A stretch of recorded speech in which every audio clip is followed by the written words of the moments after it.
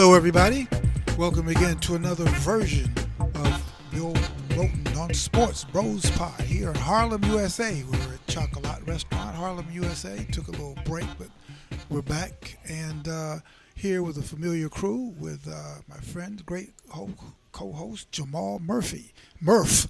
Yeah, exactly. I'm known as Murph, J Murph sometimes, but glad to be back at Chocolat Restaurant.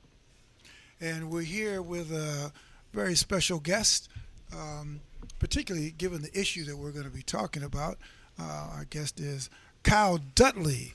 Kyle Dudley is the assistant basketball coach, men's basketball coach at Middlebury College, going on his second season. Fourth season. I'm sorry. Who's counting? Going on his fourth season. Yikes! When you're having fun, Kyle Dudley's going on his fourth season as the assistant basketball coach at Middlebury College, and where he played. You know, Kyle was was a big time player at Middlebury. He started junior and senior year, and he basically, as he reminds us, he and his class turned Middlebury around, right? Turned them into winners. Yes, we did win the first conference championship in school history during my senior year. Okay. Say it loud. And we've had a lot of success since then, and it's great to be there. We just won the conference championship again last season, my first as the associate head coach at Middlebury. And I'm glad to be back on the podcast. I know you guys had me on earlier in the summer to talk some NBA Finals, and this is my second appearance on the podcast. He did well, right? I mean, he's back. He's back. So there's a long line of people. There's a long line of people. You know. That's right. Yeah, I did predict the Warriors to win that series, though. So, but who? Well, so did I. Let's forget. So did I. Yeah, well, you know what? They choked. What are you gonna do, man? Yeah. It was a good prediction. It's not your fault they choked. And of course, I predicted Cleveland all the way. In fact, I think I may have predicted Cleveland in like January or something, right? Yeah. Anyway, okay. Yeah. And we're here with Kevin, our sound person, our sound engineer. Kevin, thank you for joining us. Thank you for having me. Yeah, and that's going to be the last you hear for Kevin because he's going to be focused. He's very busy. He's going to be focused on the soundboard, Yes, making sure indeed. the.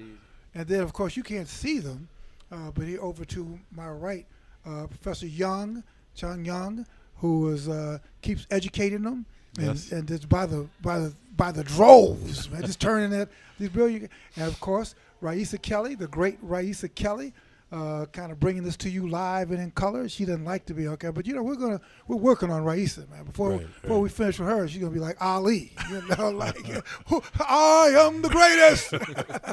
Anyway, hey, it's great to have everybody here, and it's amazing, man, that.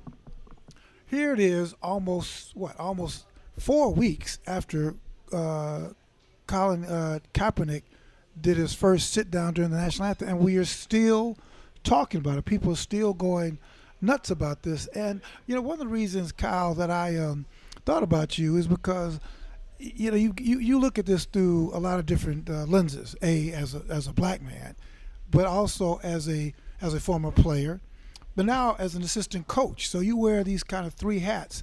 And, I was wondering just sort of what your thoughts are about this, keeping in mind that you do want to be a head coach one day.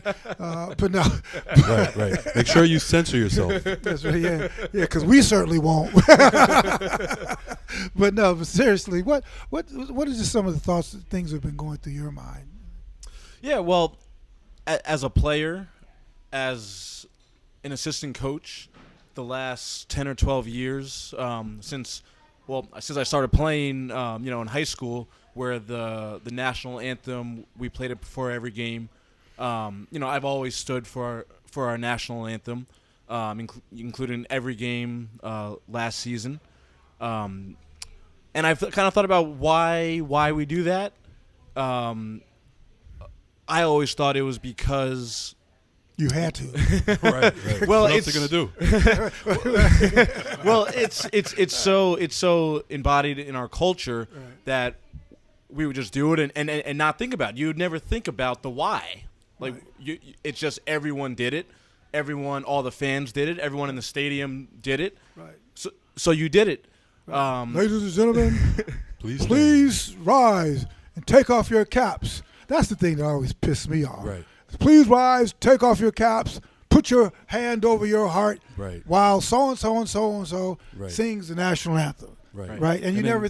Then you leave, get pulled over by the cops, and beat up sometimes. Yeah, You know? yeah, that's right. By the same cop. Well, let's... Yeah, so I always thought that we were doing it to honor our military, to honor those who are serving our country, and I thought that's why we did it. But just to sort of shift to Colin Kaepernick, I completely support what he's doing. I support the cause that he stands for. I agree that we need more discussions about issues of race, about the treatment of people of color in this country, and other issues as well. I mean, inclusion, racism, LGBTQ issues. We need to start having more meaningful conversations with our colleagues, with our friends, with our student athletes about these issues. Well, I guess the thing, Jamal, we've been going over, this is like about our third time, right? Our shot at this. But yet it kind of, why do you think that is so persistent? I mean, there have been a lot of issues we've dealt with, and it's lasted for, like a day, 2 days until the next game. But this thing really is cutting deep. I was on the Sports Reporters recently and did my thing, and of course you couldn't imagine the response. I mean, some people loved it. Yeah, you can. I mean, but some people, the first one response is, "Yeah, Bill, we love you." The next one, "What a jerk," But why, Jamal? Why do you think that this is so? This is such a persistent issue. It just keeps going on and on and on. Well, one, I think it's the culmination of things. I mean, we've had so many instances happen recently. The advent of the camera phone. First of all, real instances where police brutality is caught on tape. It's happening more and more because of technology. And then more recently, in terms of sports, people speaking out, Carmelo, the ESPYs. So you have it's kind of the culture. WNBA, can't forget them. They probably took the biggest stand out of anybody in sports so far. So it's almost a culmination of things coming on here. And then so now Kaepernick Kaepernick, don't forget, we're talking about the NFL now. And the NFL, as we talked about, is king. So to me, that's the way I looked at it, is, NBA players can do it. I mean, racist people probably don't even want to watch the NBA. They're probably sickens them. They're watching it. But remember Obama weighed in, and you're going to tell us a little bit about that. Right. But remember, though, the NBA, when they did their thing, and Kyle, remember, I want you to complete your thought, because I want to also ask you, not just as a player, but now as assistant coach. But remember, when Carmelo and Chris Paul, it was a very controlled setting. Right. It was the ESPYs. Right. Everybody knew. In fact, somebody, I think, wrote the script for him.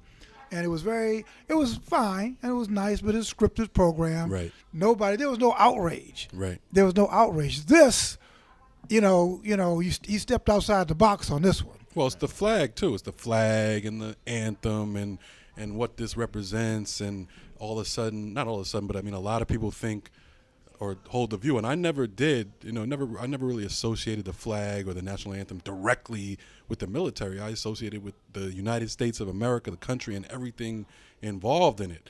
But a lot of people want to just focus in on the military, and if you disagree, then you don't support the troops, and how dare you not stand for the national anthem, or you're not supporting the troops, or it's almost like you want your troops to die overseas because you disagree with something. So to me, it's a few different angles. I think it's the football. I think it's the national anthem itself. The flag is part of the national anthem. All that stuff. And the anthem celebrates war. I mean, I think that maybe if you go line by line and actually read every single line, it's about war. It's our theme song. It's almost like it's war. It's the war eagle. The bombs bursting in air, the rockets' red glare, and I mean, it's really celebrating war. Now somebody says celebrating triumph, but it's celebrating war. But let me ask you something, though, Kyle. Well, you're going to volunteer, but I think my question is much better than whatever you're going to say. No, what were you? No, what were you going to say, Sam? I'm sorry. Well, yeah, I mean, I just sort of wanted to, respond to what you guys, have said, because, yeah, I mean, I always thought that it was because you were honoring the military, and just like Jamal just said, just because you maybe don't stand for the flag doesn't mean you're against the military. It doesn't have to be one or the other. But I've been fascinated with the Veterans for Kaepernick movement. Have you guys heard about that? Right. With all the veterans who have come out in support of Kaepernick and talking about how they fight and they sacrifice their lives for his right to sit or to stand, and not to just stand up and honor the flag. So I was really fascinated by that, and that's why I've really changed sort of my view a little bit about how I look at it, because again, I always thought it was about honoring the military, and all these veterans are saying, you should feel that you can stand or sit because we fight to protect that right. Yeah. Well, even that, though, I mean, I remember a lot of friends from the Vietnam War. Even that, I mean, why? You ask, well, why are we fighting? Right. Are we fighting for that, or are we fighting because every empire has to expand and take other countries' stuff, right? So that the empire can expand. I mean, right. That's how empires continue to exist, by expanding and taking over other people's raw materials, and expanding and expanding and expand. Right. That's why you're. That's why you're fighting. So you control the price of rice, and you can get other people's stuff. I mean, one of the reasons why the Roman Empire began to tumble is not because there was some kind of come to Jesus moment where it's because the empire stopped expanding. Right. And all of a sudden, all those slaves you were getting from everywhere, they stopped coming. All the animals you were getting from all of a sudden, all these resources that you were getting because you were expanding stopped. The empire stopped expanding. And, so if you're in a foxhole thinking about this, what the hell am I here fighting for? But again, it's and I'm not sure. Well, it's a little too late for that. But let me ask you this. But one of the things I want to ask you, though, this gets to be more of a practical matter. You're now an assistant coach, and you have kids. What Trump does? Who do they represent? Do they represent Middlebury College first, the team, the coaching staff?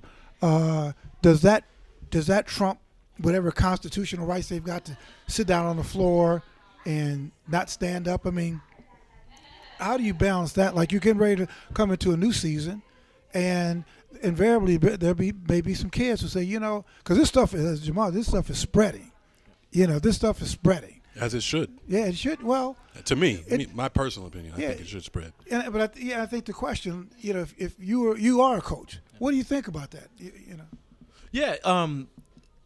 I mean, I think it's a great question, with now NCAA coaches having to think about, and players having to think about, who do you represent? Do you represent the college first?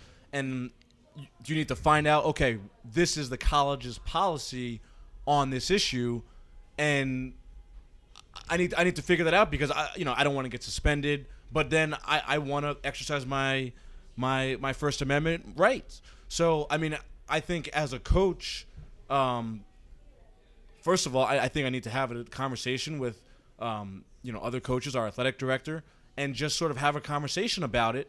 And I think we need to determine that if players want to sit or kneel during the national anthem, that they should be supported. But at the same time, you can still encourage the student athletes to stand for the to stand for the flag and for the national anthem, but it should be their right to choose. And I think that that's important, and that probably a lot of athletic directors and coaches need to be having that conversation so that everyone's on the same page, and that the players feel welcome to exercise a First Amendment right, but also keeping in mind, what the college stands for. Yeah, but I think the college, if there's any place that supposedly values free speech and free thinking, it's college.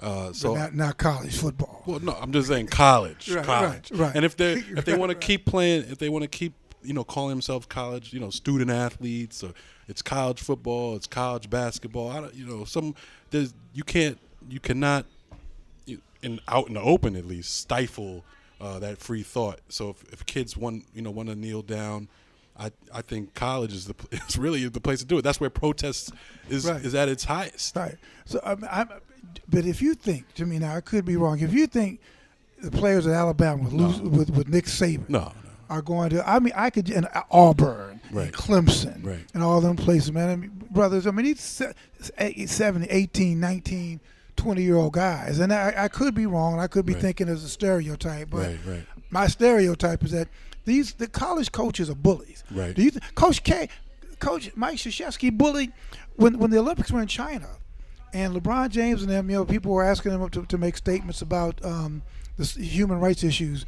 in China, and LeBron said, "I'm going to study it." Krzyzewski, bullied them, into not saying anything. Right. They can't bully him now. I'll tell them. Well, that was when he was younger. Yeah, I'm curious. So those guys, particularly college coaches, are bullies. Right.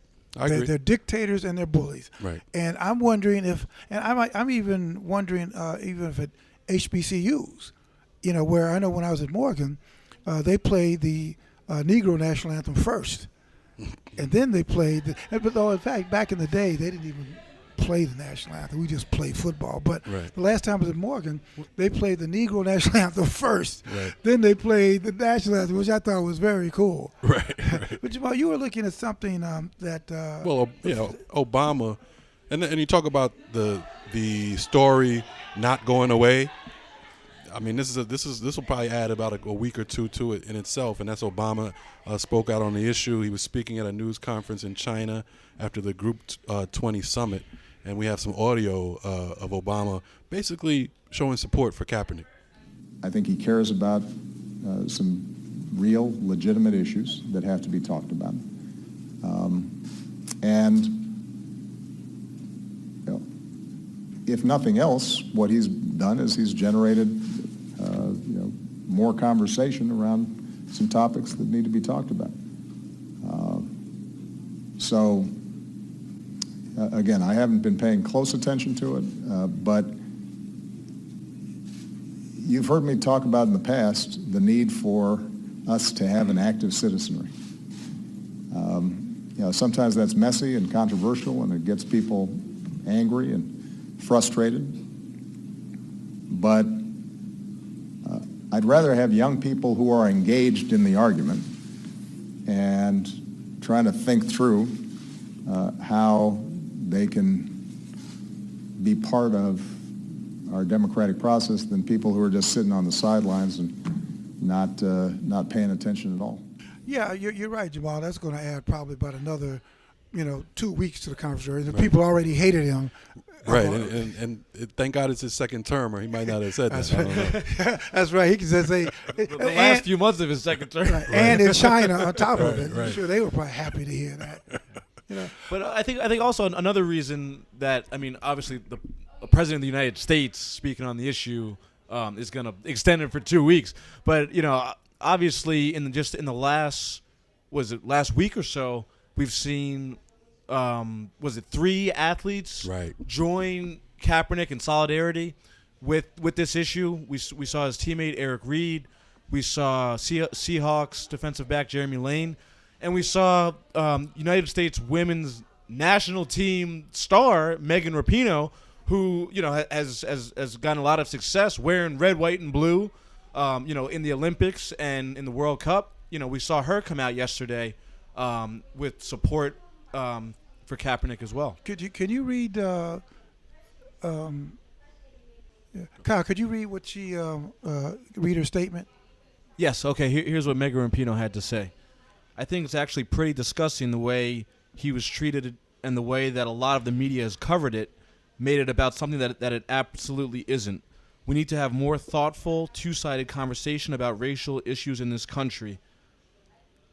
Being a gay American, I know what it means to look at that flag and not have it protect all of your liberties. The gesture was something small that I could do and something that I plan to keep doing in the future and hopefully spark some meaningful conversation around it. It's important to have white people stand in support of people of color on this. We don't need to be the leading voice, of course, but standing in support of them is something that's really powerful. And then at the end of the game, she just tweeted, keep the conversation going. Right. And I wonder how much longer she's going to be on this. Exactly. And I've heard that there are, calls for her to be kicked off the team already. It's predictable. And, people are, trust me.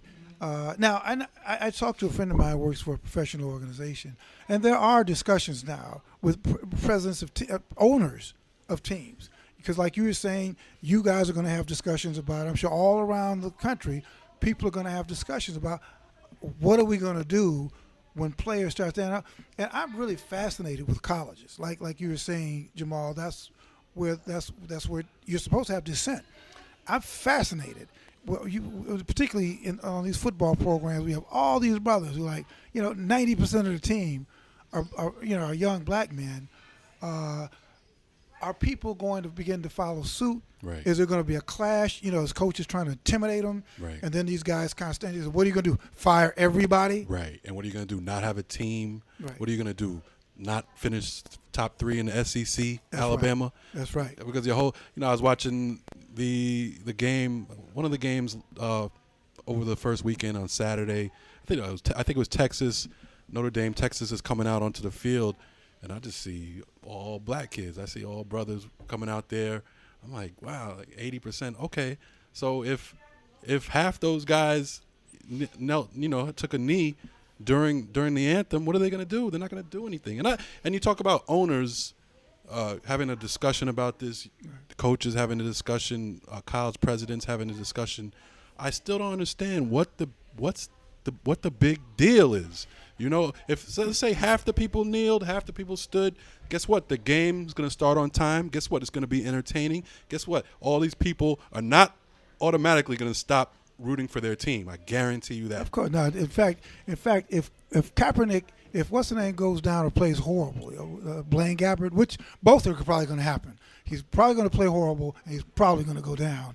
Kaepernick steps in, and trust me, if he plays the way I think he's capable of playing, right, all of a sudden, wow, it wasn't so bad after all. What the hell? Just a couple, few sit downs, a few kneels. Take a knee. They're gonna take a knee. Right, take a knee. Hey, I know our sound engineer Kevin over here has been very focused on the board, but Kevin is our honorary soul brother.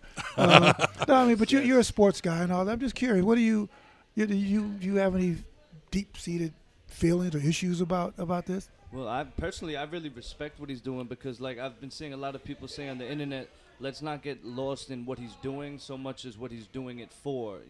Even if you take it disrespectful, if you're a real patriot, it's still about a bigger issue that is affecting a lot of Americans, black and white, but particularly black. And I think he's doing the right thing. Personally. Right. And to me, I just can't with this issue. It's just to me, it's complete bullshit.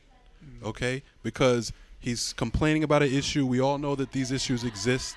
If you didn't, that's another more of a reason for him to take a knee. And the Trump campaign is a whole campaign built on what's not great about America, and we're not telling them, we're not screaming at them saying what about the troops? What are you talking about? You don't love the troops.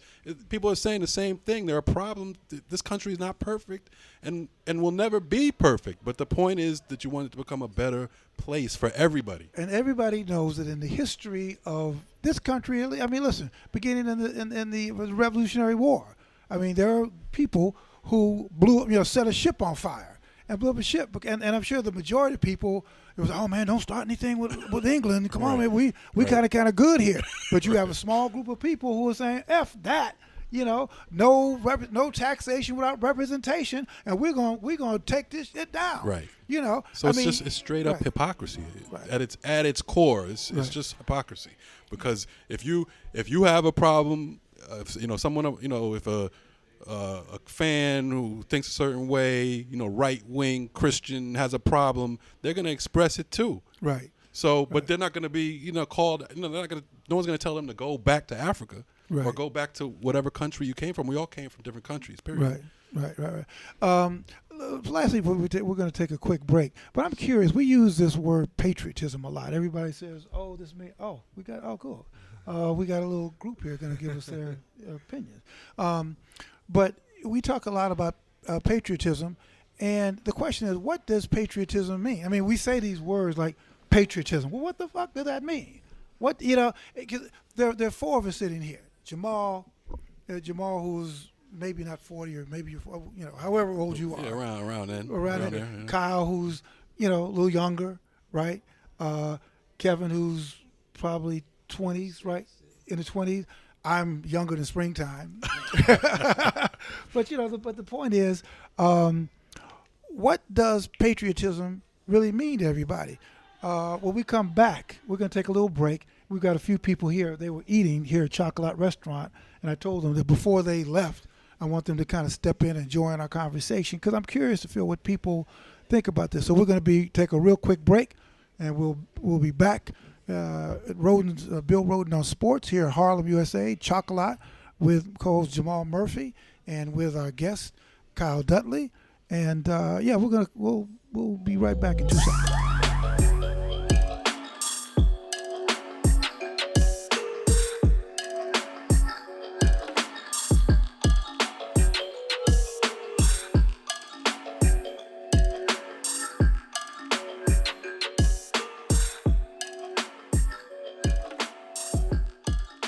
Hello, everyone. We're back in Harlem, USA. I'm Bill Rhoden On Sports here with Jamal Murphy, the great Murph.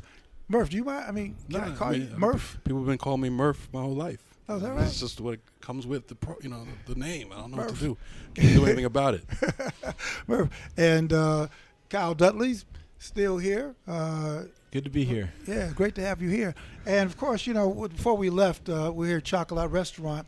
And there are a lot of people who are eating dinner here, and they heard what we were talking about, and people, everybody wants to weigh in on this from far and near, and a few people have dropped in. They want to weigh in on this. Wes Wright has dropped in. I guess Wes Wright. In fact, Wes Wright, I said, man, where are you from? You from Harlem? Where are you from, Wes? I'm from Cincinnati, Ohio, man. Shit, God bless you, brother. That's you, man. Because Cincinnati is rough, man. How'd they let you get out? You escaped Cincinnati. How'd you escape Easy, Cincinnati? And also another friend of the show, Theo Harris. Yeah, Theo Harris has come by. Welcome. Thank you. It's Thank kind you of off to you, just kind of ambling around, and right then you just kind of Sort of. You can kind of say that. I'm actually a friend of Jamal. We actually went to law school Right. together. He's a ringer. He's a He's a ringer. ring. I know. Okay. All right. Just to be honest. but let me ask you. Let me start with you, Wes. You're 22 years old. Yes, I think sir, you may I be am. the youngest person on this panel. But what do you think of the whole Colin Kaepernick issue? First of all, I imagine you're an NFL football fan, right? Of course. Of course, yeah. You Cincinnati Bengals. Bengal fan? Okay. Bengal fan. Okay. But are you a damn? What's the quarterback's name? Dalton, Andy Are Dalton. you Andy Dalton fan? No comment. Yeah. I gotta ride with him. Yeah, while he's here, while he's there, what do But you now gonna to do? see if it was Andy Dalton took a knee, you said get the bomb out of here, so we can put in his substitute. Any excuse, right? But seriously, what do you think of the Colin Kaepernick and what he's doing? I'm all with it. He's sitting down for injustices in the nation. People out here are getting treated unfairly, and I feel like I'm with the protests. He's not sitting down against veterans or patriotism. He's sitting down for the unjust things that are going on in America. Well, let me ask you a question. Before we took the break, we were talking about patriotism because we're always talking about this. Oh, patriotic, not patriotic. What the hell does it mean? I mean, when I say, Wes, you're really patriotic, what does that mean? What does patriotism mean to you? Patriotism means to me like just appreciation for where we are as a country. Just When yeah. you beat up the table like that, you hear. I'm real handsy. They like we beat you up. No, but what does patriotism mean? Does that mean do you consider yourself a patriotic person? Now, see, that's the difference between doing it from Chocolat and doing it down the street. Right, in Wall Street. That's the difference between being on Wall Street and Oh, of Harlem. course I'm patriotic. What do you mean here? Jesus Christ. No, but so do you consider yourself a patriotic person? I would consider myself. I would consider myself a patriotic person, but for what he's standing for, I feel like he's standing more for of a black power. You know, he's standing for the minorities of the country, and it's just like it's hard to be a patriot of a country that is treating not everybody, you know, as a whole, and it's just like it's multiple examples of this every day, all day. Just for example, it was a white guy who molested raped. You're right, the first time, yeah. Raped a 3-4-year-old, and he didn't go to prison because it would have been too hard on him. Now, if it was me, I'm in prison 30 years, and then I got to come out and register as a sex offender and blah blah blah. So it's like, no, I'm behind him 100%, and for me to be able to say that I am patriotic would almost be sort of, I don't want to say biased in a way, but it would be for me, I guess. I hear you. Yeah. Theo, what do you think? I mean, again, now that we know you're a ringer and you're a you're actually a lawyer. But seriously, that might be a bad thing, but well, depends on which side of the table. Yeah, but again, same thing. You know, Wes was talking about. He was really, when I asked him, because it was patriotic, you have to stop. And that's what most, a lot of people would. Well, what do you think? I mean, what do you think of the Kaepernick situation? Okay. First of all, let's start there. Well, I believe he's a patriot because of my definition of being a patriot means believing in the ideal, the fight for the perfection, and the fact of the matter that he's not doing the Pledge of Allegiance or singing the national anthem. He's saying that that's an ideal that we're not reaching. That that there's a possibility that one day we may be able to get to that level, but we're not there yet. And so it's an acknowledgement that's it is what it means, but we're falling short. I mean, you bring up a great point. I think that a lot of us feel. I believe in the ideal, but that's why. I mean, the ideals that this nation was founded on are so high. And the problem is that we do a lot of stuff in the name of that ideal. We take over a lot of stuff. We invade a lot of nations under the name of democracy. So to me, it's that, okay, if this is the idea, we are going to kick your ass in terms of protest, demonstration. Right. It's like a coach. It's like a coach who has a team that's under underperforming, Right. or you have a lot more potential than you're showing. Absolutely. And I'm going to really be hard on you because I want you to live up to that ideal. And to me, that's why, the other day I was talking about my grandfather. He registered for the first time in 1894, and he registered 8 times after that before getting his discharge as a sergeant in 1917. Now, you think about that, he had no reason to fight. I mean, if you really look at it, he had no reason to fight. But not only did he fight, but he re-registered and registered, not knowing that there'd ever be, a black commander-in-chief or he had no idea of that. But I think that there was this ideal that he said, okay, I'm going to fight for the ideal, not for what is, but for what we can, become. Go ahead. And I think it was out of necessity as well, because considering that the fact of the matter is that, if he can make your life better to or those that came after him, he has to participate. He has to stay within the and hope that we could reach that ideal one day. And it's an ideal. That means that it's hard to reach. It's like you may never reach that perfection, but ultimately it's something that we should all strive to reach and be honest when we're falling really short, and that's what Cap is really saying. We're falling short. And the honesty, you bring up a great point, in that the honesty, and I think that's one of the things that the country, we really have a problem with being honest, because even look at our history, because our history is so painful. And that whole idea of democracy being built on the backs of 50 million slaves is just a horrible irony that we really haven't come to grips with. It was rather just, let's just skip over that. Let's just skip into 1965. Well, that wasn't a great year either. We're joined, like I said, we have lines around the block of people who are like, because this is such a heck of an issue. We're joined by N.Y. Whitaker. Die. Oh, no, I'm sorry. You just Nye. Oh, because you could have N.Y.E. I just saw N.Y. It's spelled N-Y. But Nye. That's But I my thought it name. was like a nick, like, okay.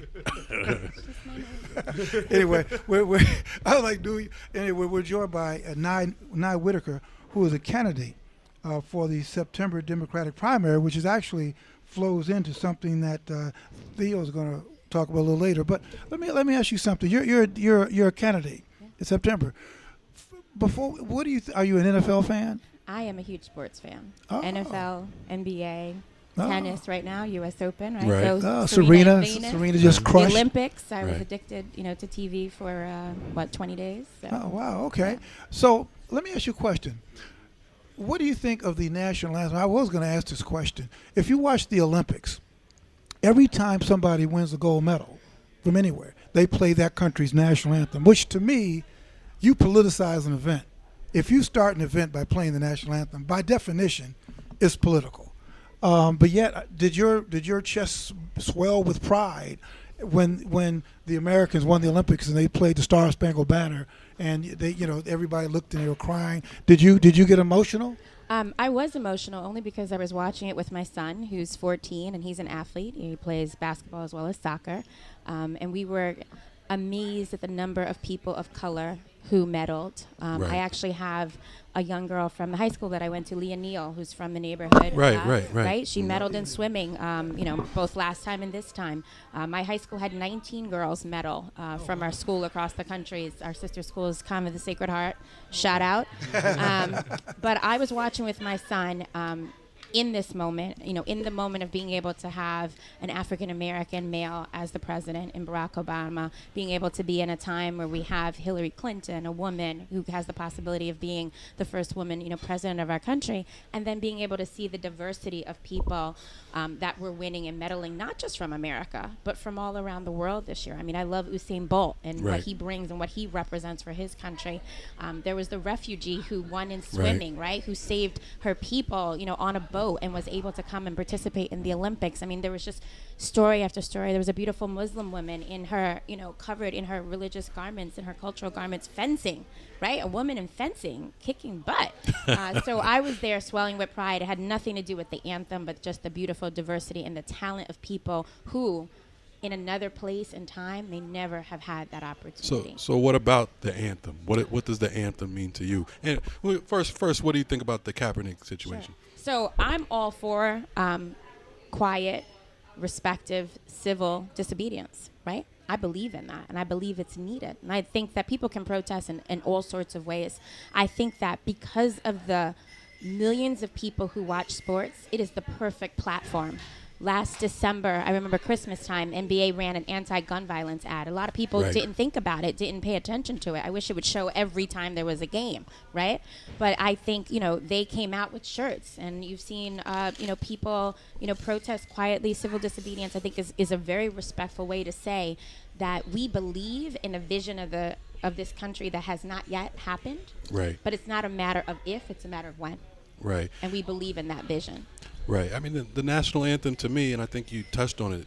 It's to me. I never looked at the national anthem as something for the troops or even about war or anything. I looked at it as it was mine also. Like when I hear it, I'm like, oh, this is my country's national anthem. So I have as much a right as anybody to protest, using it, and that's basically what it's for. And I think we can't let other people, try to take ownership of everything. It's like, oh, you're not allowed to protest this anthem because basically they're saying it's not yours. And that's part of the reason why I brought up this whole thing about my grandfather, because when my father passed away, my father was in the Navy, and I found those papers, and I said, wait a minute, let's see. Now my grandfather enlisted the first time in 1894. He was probably 22 years old, which means he was probably born whatever, which means his parents were probably like born 1850 something and all that. And then so I'm thinking, wait a minute. And I told my daughters this: we were here. Our families was here before other immigrants even thought about coming here. Some of the first Africans came here in the 17th century. And I think, like you were saying, too many of our kids don't understand that we're not visitors here. Are you kidding me? Right. We're like, it was like the Pilgrims, the Native Americans, us. Right. We are the core three or the core four. We've been here. And we were part of the invention of this nation. That's why if you go to China or you go to almost any place, what music are they listening to? They're listening to our music. They're following our clothes. They're following our style because we understand the whole American thing better than anybody. We are so American. Let me ask you a question now. What are you running for? You said you're a candidate. Now listen. Don't go on. No. I won't. Yes, he's a candidate, but what are you we running should be for? Short and simple. No, but not so short. Sure. I'm running for state committee woman in the 68th Assembly District, which represents all of East Harlem, El Barrio, a section of Central Harlem, and a section of the Upper East Side. State committee member is pretty much, there's male and female, so going back to how our country is, right? We came to a point where we realized we needed to have laws that guaranteed a voice for women at the table in politics. It's the grassroots representative to the New York State Senate and State Assembly, and you're supposed to act as a liaison and an advocate and an activist for your community to make sure the people in Albany pay attention to the resources and the needs of your constituents. And how's your candidacy going? How are things going? It's going very well. I got a week to go. The vote is, a week from Tuesday, and I think it's just important because I speak to so many people who don't realize that there's a September primary that they need to pay attention to, and all politics is local. Everyone comes out for the presidential nomination, and I think that that's very important, but then they don't understand sometimes where their schools don't have the funding that they need, or they're getting reductions in affordable housing, or they've got to pay higher taxes, or the trash isn't getting collected, and they don't realize that those are local level decisions that they need to come out and vote for that. And I think the other thing that's really important is that there are grassroots seats. These are elected, volunteer, unpaid seats, and they're made so that everyday people, residents, can have a voice at the local political arena and can inform the policy. And I think that it's important that everybody knows about it, that these positions exist, that they come out and vote and support, whoever their best candidate is. Are you a New Yorker? I'm born and raised in East Harlem, El Barrio, 41 years and counting. Oh, wow. God bless you. And who's your team? Which team and which sport? Just let's start at the list. Okay, so my son, I will tell you, is a huge Golden State fan. We love Curry, and so that would definitely be my team. I don't care what anyone says. I'm a huge Curry fan. Took my son for Christmas to go see Curry. But I have to say also, my name is Nye, and regardless of how well the team is doing, I will go down with the Knicks and the Yankees to the bitter end. Jets or Giants? That is a tricky one. Well, yeah, because I have to say both. Well, how could you be both? I have to say both. She's a politician. Politician. I get it. Because I've had amazing players that I follow that have been on one team or the other, and sometimes I like to say I follow the player, not so much the team makes and sense. the journey that the player is on. Do we let her get away with this? I mean, these are two. Sounded like a fantasy football answer, so I'll take that. That's right. Two Jets fans and two Mets fans. I hear you, but It's all good. It's all good. So why the Yankees over the Mets? I love the Mets. I'm a huge. Like I said, I love She's all uptown. New York teams. She's It's uptown. tricky, right? I was going die hard last year when the Mets were she's making a it front all the way runner. to the final. How hard is that? So you love both teams. But as I like to say, it was a New York team, Like right? she goes, I'm a Just like Patriots if fan. The next New York, no, see, I won't go there. I won't go there now. But I will say, if my team isn't in, right, and it's New York or somewhere nearby, I got to go for the next team and make sure that they're carrying it. And I love the underdog, and the Mets are the underdog. The Mets are definitely the underdog, that's for sure. But I have to say, I work on a lot of projects with the Yankees, and they're very generous to the programs that I work with. And so you can't hate on them. I have a special place in my heart for them because of that. All right, but a sports fan, that's the key. A New York sports fan. Theo, we didn't ask you, but what team are you? Oh, I'm the traditionalist. I'm the Yankees, Giants, Knicks, Rangers. Oh, Rangers too. Well, we don't talk that much about hockey here, but we will this year. I fell in love with it We year. talked about the Islanders a little bit. Oh, we did. We have some other teams. What about the Red Bulls? True. True. Yeah, the Red Bulls. They're in New Jersey. That's like a tough sell. And the Liberty. New York City The Football Liberty? Club. Liberty. The Liberty. We actually were very active with the Liberty Right. last season. Had a couple of people on the show. Let me ask you one thing, Nye, before we let you go. You let us go. But we talked a lot about patriotism. It was very interesting when we asked Wes Wright from Cincinnati, who's I guess he's driving back to Cincinnati now. We asked him, did he consider himself patriotic? And it really stumped him because he really had to think about it. So I guess I asked you the same question. Do you consider yourself a patriotic person, but what does patriotism mean to you? I think that it is patriotic of us to call into question when our government isn't being responsive to the needs or the humanity of all of the members of our country. I think the first patriots were people who were calling into question what the government was doing and how it was treating them, and decided to make a constitution to create a better world for everyone, right? And the amendments that have been made to the Constitution were to make it a more inclusive and equitable country. And we go around, as you say, to other places, and we call into question how their governments deals with human rights and women's rights and equality. And I think it would be unpatriotic not to protest, especially if we're doing it in a civil, respectful way. So you consider yourself a patriot? I am a patriot, and I think that we should be full participants in our political process, because that would also be patriotic. Because if we voted more, we would have a greater say, and we could change the entire conversation. Do you think that Kaepernick should have an end game? People have been asking, what's sort of the end game? Where is this going? Do you think that he should have an answer to that there should be an end game? I think sometimes when someone is moved to take an action, they don't have a bigger vision or a bigger picture. Just the awareness and the conversations that have started, I think, have been very impactful. And I wouldn't want to scare him away for something that he did in the moment by putting some sort of package or program to it. I think if he made a donation to make sure that kids were taught civics in school once again and knew what their rights were and the importance of their vote and their voting rights and getting involved, just making a suggestion that might be a good way to spend some of his earnings. But other than that, I think just the protest and just what he did, I would just say we need to just appreciate that in of itself. Our guest, well, we got a lot of guests now, but this is Nye Whitaker.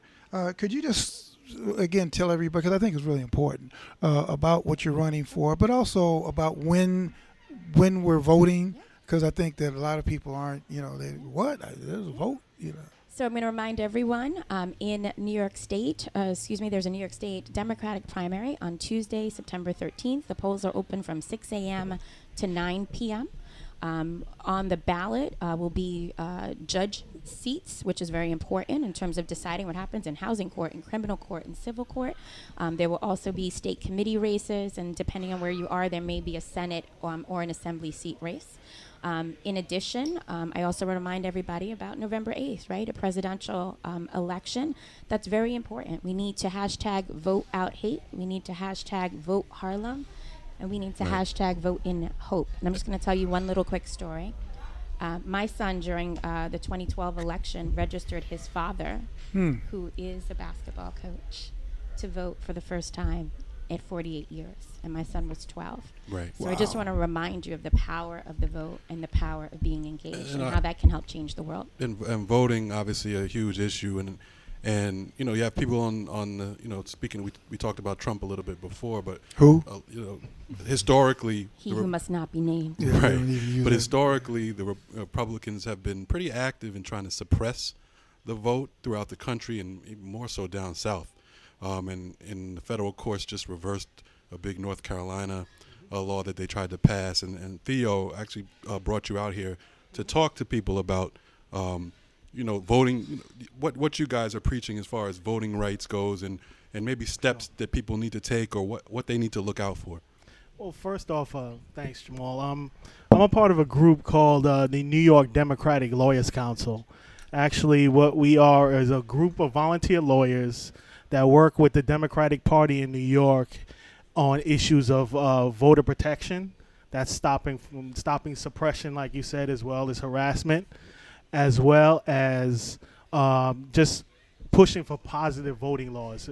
Our ultimate goal is to make it easier and accessible for as many people to vote as possible. And a lot of times it's this country is a little backward in the way of how difficult we make it for folks to actually to register and to vote. Right. It's actually pretty shameful Right. to a certain extent. And to be honest with you, it's built into our DNA and our history. That's the reason why a lot of it happens that way. So my goal as a volunteer lawyer is to actually educate as many folks as possible on what their voting rights is inside and outside the poll, as well as trying to bring as many people in the process as possible. What are some of the, just a one or two specific things that you guys do or that you find yourself having to explain to people in terms of their voting rights? My committee is called the Minority Voting Rights Committee of our group, and we are more of like the grassroots type of approach. So what we do is we register voters. We do Right. a lot of voter registration Right. drives. And when I say voter registration, I include education with that. You can't just register somebody and not explain to them what they're getting into and what rights they have immediately once they register to vote. And another thing we do is we try to stay with those folks to make sure that the process, they go through the entire process, and we kind of try to demystify the process for them. Right. Other stuff we do is we advocate for, like I said, positive voting laws. Where in New York, we're pushing for early voting, online voting, to make parolee voting. Like one of the issues, folks that have felonies that are out on the street. Most of them don't realize that if their sentence is done, they can vote. However, Right. there's a catch-all where if you're on parole, even though you're out in the street, you still can't vote or register to vote. And we believe that eventually, the ideal, like we say, the ideal is you never lose your voting rights. Right. Right. But at the very least, if you do your sentence and you're deemed enough to come back out into society, you should get all the rights back that you Right. should have in society. No question. Everybody, we're going to take a quick break. When we come back, we're going to talk about two things. We're going to ask, number one, should we stop playing the national anthem at these football games? And also to kind of pick up on something that Theo Harris was talking about is, Kaepernick and athletes are talking about an issue. We've seen what athletes can do with their visibility. What about if part of the campaign for athletes is to really get everybody to come out to vote? Now, as effective as this flag issue has been, what happens if it would be equally effective if they started making a big deal in a dramatic way about people registering and voting? Right. Because the flag issue clearly is sexy and it's kind of, we could. I think that the same people, a Kaepernick or Russell Wilson, for example, could make a campaign out of voting, young people voting, and it's important in this election to vote. So we could talk about that when we come back. Bill Rhoden on Sports. We're here with Jamal Murphy. We're here with Kyle Dudley, of course, Theo Harris, and our politicians left. But they thank Whitaker for, I think that was very enlightening, and Wes Wright, who bravely is going back to Cincinnati. And we'll be back in just 2 minutes.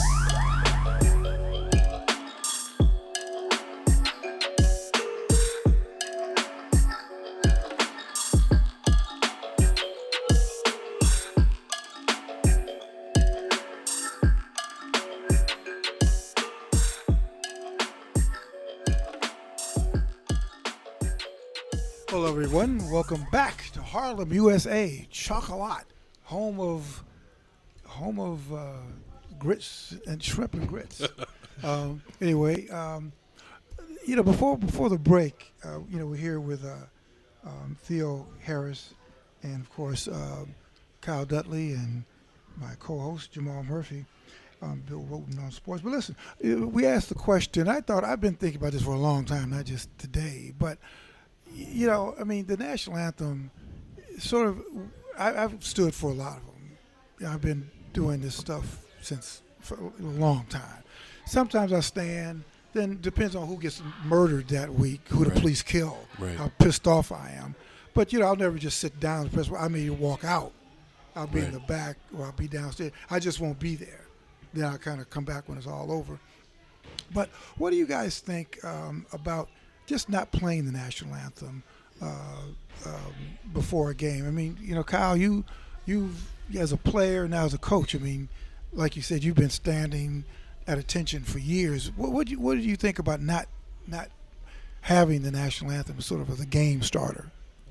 Yeah, I mean, it's always been part of the introduction at basketball, football. I mean, again, we play it for every game of ours, both home and on the road. But do we need to have it? No. I mean, I don't think so. And I think, the game will go on and everything will be fine, and we don't need to play the national anthem before sporting events. I don't think we need to do it. I just can't imagine it not being there. I mean, I've been a sports fan since I could ever remember doing anything, and it's just part of the game.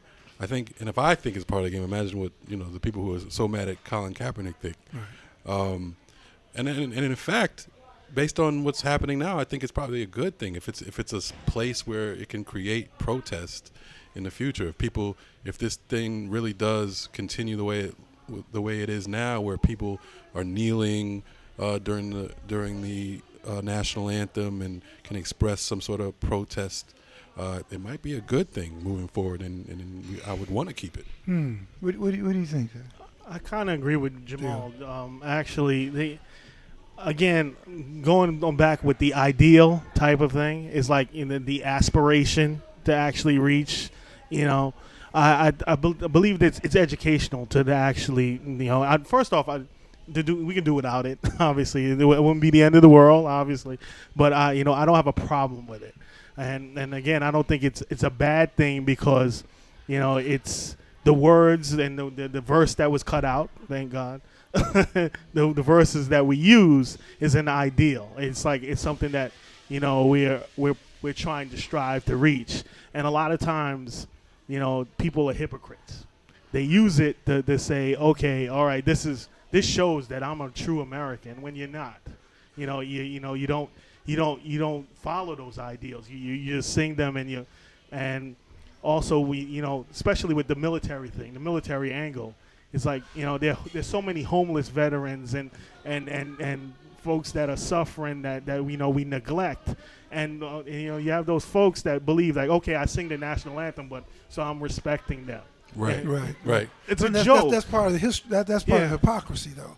Yeah. That's what I'm saying. And like I said earlier on the show, that's sort of what I thought I was doing. And just listening to a lot of the veterans who have spoke out on this, I've kind of had to change my stance on that, where you can sit or kneel for the anthem and still be pro-military. You can do both. Right. The other thing too is what about number one? I think we can do without it. In fact, I'd love to do without it, and it has nothing to do with patriotism, not any of that. It just has to do with it's just unnecessary, and it has become an unnecessary lightning rod. And I think, Jamal, you're right in that. Okay, now when we listen to it, now people are probably listening. Speaking of brawling here, I think that you're right. People are probably going to listen to each word. They're going to think about it, because I think a lot of people don't even think about what they're saying. They just say stuff. They don't even Think about it. Right. Like, remember, well, you guys may be a little young, but we used to always have to say the Pledge of Allegiance. I pledge allegiance to the flag of the United States of America and to the republic for which it stands, one nation, under God, indivisible, with liberty and justice for all.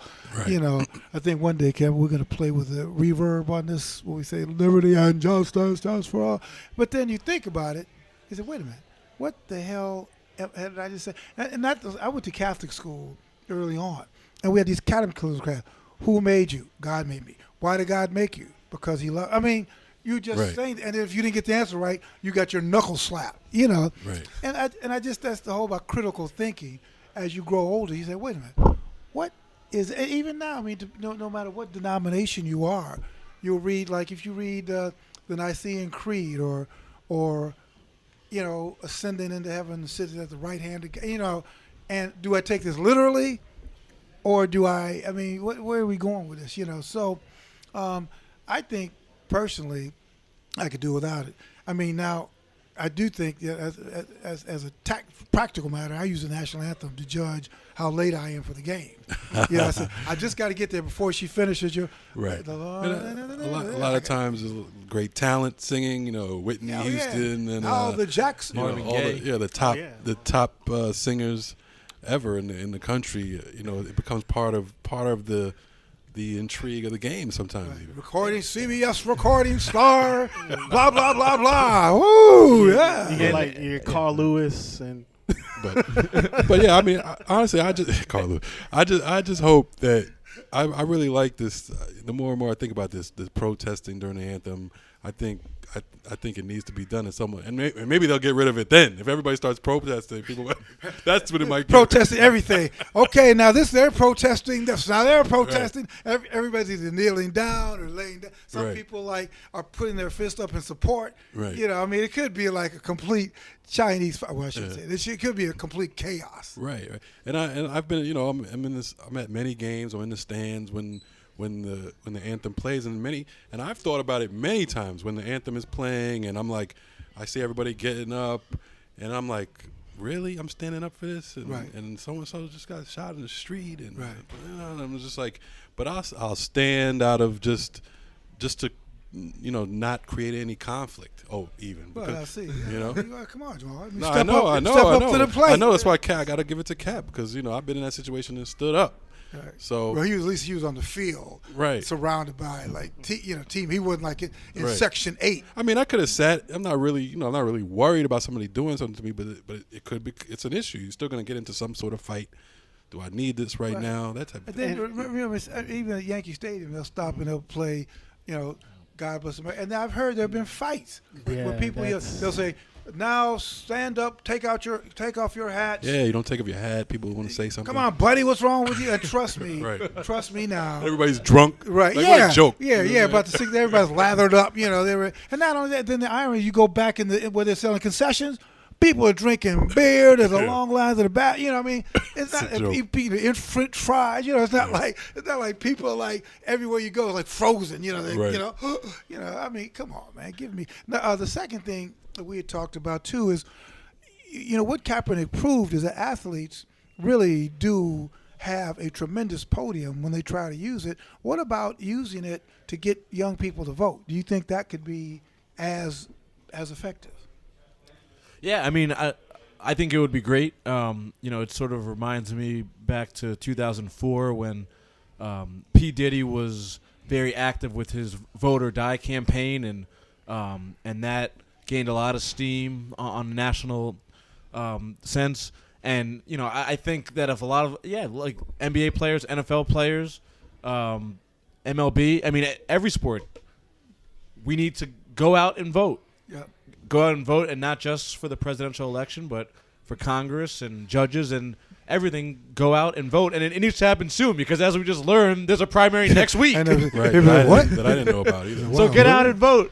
I know. Yeah, but maybe that's the good side. I mean, the athletes do have a very, for better or for worse, because of what sports has become, they've got a tremendous podium, and you know, they can learn how to read and stuff like Right. that. There's a lot of things. I would love to see them see a Get Out the Vote campaign, because I mean NFL players are huge, NBA players are huge. And kids actually listen, and not just kids. I mean, people their own age, adults listen to them. And you're not coming out. You don't have to come out for any specific party. I mean, it could be Tom Brady, a known Trump supporter. Also helping to get out the vote. But the more people that vote, the better it is for obviously the majority of people. Right. And the people we talked about before suppressing the vote, that they feel that's the only way they can win if the majority of people don't vote. So, please, NFL players, NBA players, WNBA players, get out the vote campaign would be great. That's right. Hey, listen, we'd like to thank our many, many, many guests, but Kyle Dudley, thanks for taking time out of your busy recruiting schedule, because that's, right. Well, they get it done. Well, that's what the recruiter Division 2, 1, 2, 3, man. That's their whole lifeblood is convincing people to go to their school. Well, Coach, can I protest? Whatever. One of your top recruits, like, Coach, can I protest? Yeah, sure. Anything, how many of you? Here's a, Yeah. what do you want to do? Just come to the school. Just come to our school. And then when you get there, no, sorry, son. We were just playing. Hey, but Kyle, Well, thanks for having me. Bill and Jamal, thank you very much. And I'm just really excited to see how much further this movement's going to go. How many more players may join Colin Kaepernick, and how many across the different sports, and it's men and women now, and I'm just interested to see how far this goes and where it ends up in a few weeks, a few months, if we're still talking about it. We'll be looking at Middlebury too. Right, yeah, I'll be watching. Yeah. Division 1, Division 2, college, when you guys in New York State, let me know. That's right. Hey, Theo Harris, thank you very much for stopping by. Yes, and thank you. That was great. Jamal, as usual, thank you very much. Keep on grinding, man. Man. Keep on grinding. We're coming up on episode 100 soon. And what should people do? They should. They got to check us out. Follow us at BROSpod on Twitter and Instagram, and the BROSpod page on Facebook. If you're listening, once you download the show, please comment on the show, rate the show, and all that good stuff on iTunes and SoundCloud. We need recruits. Of course, now are new to our staff, new to our team is a great Raisa Kelly, who's our social media person, who's going to be getting us to 175. There she is, 175K in no time at all. But we'd like to thank Raisa for being here today, and of course, Young, the great Professor Young. Thank you very much for sharing your wisdom. And Kevin in the house. Kevin, thank you so much for keeping the sound up to par. You're welcome. And thanks everybody for listening, downloading, and paying attention. We love you. God bless, and we will see you next week on another edition of Bill Rhoden On Sports here in Harlem, USA. Oh, thank you to Leon Ellis, owner of Chocolat. And also follow you on Twitter at WC Rhoden. Yeah, WC on Rhoden. Twitter. Follow me at Black Ecologist. Keep the discussion going. Also, you can contact us at BROSpod at gmail.com. BROSpod at gmail.com. BROSPOD at gmail.com. Hit us up. That's right. All right, everybody. See you later on. God bless.